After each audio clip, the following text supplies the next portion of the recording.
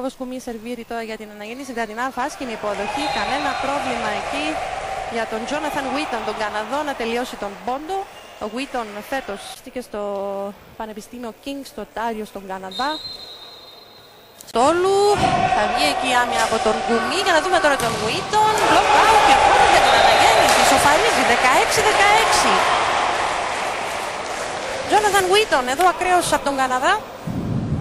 Πολύ καλή επίθεση από τον Καναδό ακραίο της Δερίνιας, ψηλά στα χέρια. Αφορά στους δύο για την Ομόνια, Ζανή θα βγάλει την υποδοχή, Γουίτον εκεί ο Καναδός, ακόμη μια φορά θα πάρει πόντο με block out.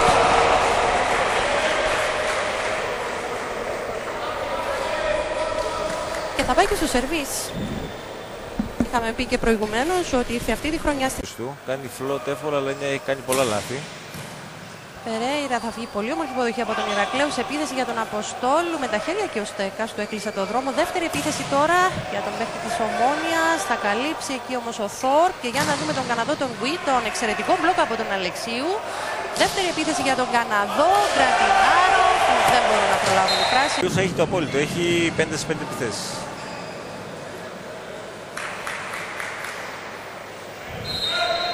Μπορεί να είναι ότι η ομάδα πέφτει και δεν κυνηγάει, αρχίζει να μην κυνηγάει μπάλες στην άμυνα.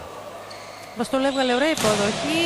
Το μπλοκ εκεί από την αναγέννηση με τον Γουίτον. Θα βάλει stop στον Αχιλλέα Πετρακίδη.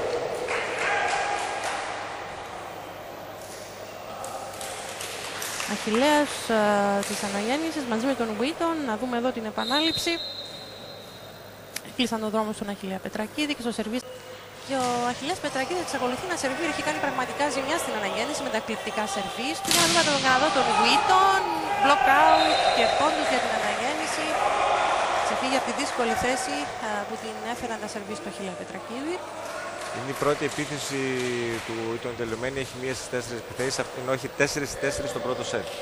Για να δούμε τώρα την επίθεση από τον Γκραντινάροφ. Δούλεψε και εδώ το μπλοκ της αναγέννησης. Περέιρα έρχεται από πίσω. Δεν θα μπορέσει εδώ. Τα 5 για την Ομόνια. Ο Φόρτ και πάλι στην υποδοχή. Για να δούμε τώρα τον Γουίτον. Χτυπάει την μπάλα. Έχει ακουμπήσει το μπλοκ της Ομόνιας. Και είναι πόντος για την αναγέννηση. Block out. Κάνει πλασέ. Ηρακλέους εκεί όμως βγάζει εκπληκτική άμυνα. Και για να δούμε τον Γκραντινάροφ. Εκπληκτικός ο Γουίτον μαζί με τον Ιάκωβο Κουνί. Θα πούμε ότι στο Βούλγαρο που επιχείρησε χτύπημα από τη θέση 6 πίσω από τα 3 μέτρα. Θεωρώ ότι ο Γκραντινάροφ σε αυτή τη φάση στην κόντρα επίθεση πρέπει να φύγει από το 1 για να ανοίξει το πλάτος του φιλέ και να μπορεί να μην. Γιατί τώρα στην κόντρα επίθεση προσπαθούμε να ανοίξουμε το φιλέ για να έχουμε όσο δυνατόν λιγότερα μπλοκ. Εδώ είναι ο Γουίτον στην επίθεση για την Δερίνια. Θα πάρει και πάλι πόντο ο Καναδός. 15-14. Η Δερίνια εδώ η οποία προσπαθεί να φτάσει την Ομόνια.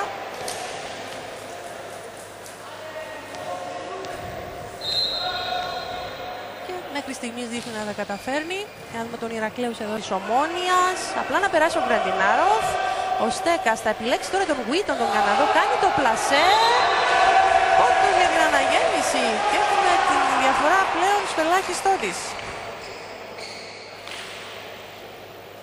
Και δείχνει να έχει ανέβει η αναγέννηση εδώ.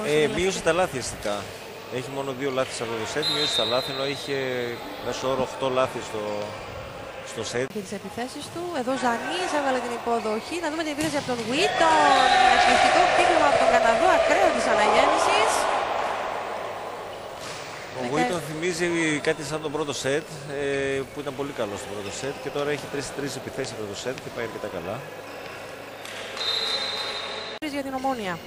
Αυτό είναι πολύ χοντρό λάθος. Με ένα μπλοκ σε γρήγορη μπάλα με τόσο καλή υποδοχή θεωρώ ότι είναι το out, είναι το τραγικό λάθος. Εδώ όμως θα πάρει πόντο ο Καναδός. Έσπασε η μπάλα στο μπλοκ των Σπανιά και Αλεξίου. 19-17.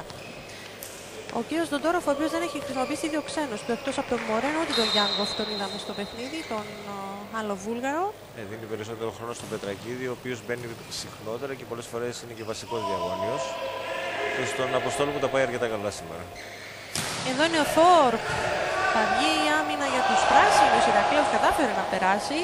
Για να δούμε το δεύτερο χτύπημα του Αυστραλού και πάλι ο Ηρακλέους. Δεν μπορεί όμως εκεί της Ομόνιας να προλάβουν. Γκραντινάροφ έτρεξε.